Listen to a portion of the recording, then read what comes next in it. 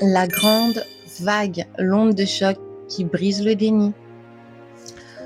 Le 2 mars 2026, une déclaration a de nouveau fait vibrer la sphère médiatique et les réseaux d'information. Donald Trump a annoncé que la grande vague arrive bientôt. Au-delà de la rhétorique, ce choix de mots n'est pas une simple annonce.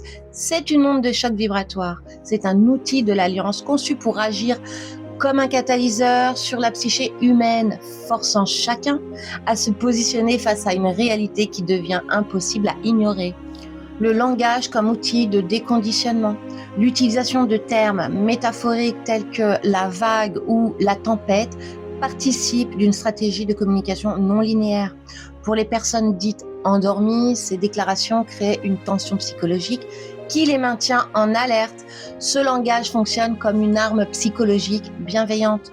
En annonçant des événements majeurs sans en dévoiler la forme exacte, l'Alliance sature le système de croyance de l'ancien monde. À force d'attendre l'impossible, le mental rationnel finit par s'épuiser.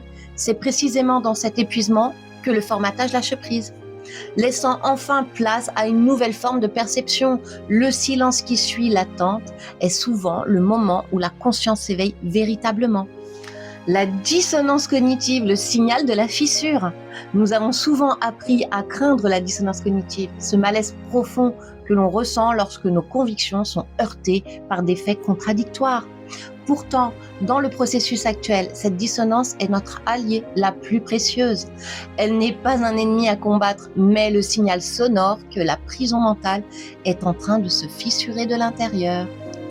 Lorsque la grande vague est évoquée, elle place les individus devant un miroir. D'un côté, le déni protecteur, rien ne se passe, et de l'autre, l'évidence des basculements mondiaux. Le tiraillement intérieur est nécessaire pour sortir de la torpeur. Il oblige le spectateur passif à devenir un acteur souverain qui doit enfin choisir la réalité dans laquelle il souhaite habiter. L'inconfort, une phase de guérison spirituelle. Sur le plan spirituel, ce que beaucoup interprètent comme de l'anxiété est en réalité une crise de guérison. Tout comme le corps peut traverser une période de fièvre pour éliminer des toxines, un processus que vous ressentez parfois physiquement à travers vos propres douleurs. La conscience collective traverse sa propre phase inflammatoire pour rejeter le mensonge. Le choc précède toujours la libération.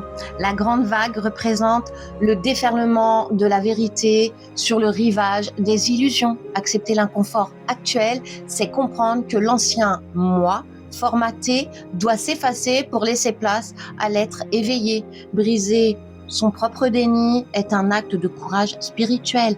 C'est accepter que le monde que nous connaissions était une construction factice qui n'a plus lieu d'être. Se préparer à l'impact vibratoire.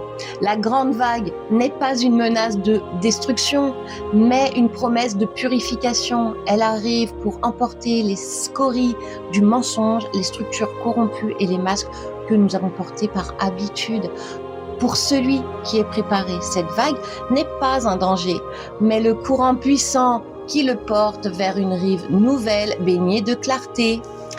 L'Alliance, à travers ses annonces répétées, nous prépare à l'impact. Elle nous invite à ne pas résister, mais à plonger dans cette transformation. Le déconditionnement est en cours et ce qui vient maintenant est le grand balayage final, nécessaire pour que la lumière originelle ne rencontre plus d'obstacles sur son passage. Ne craignez pas le mouvement des eaux, craignez seulement de rester attaché à une rive qui n'existe déjà plus.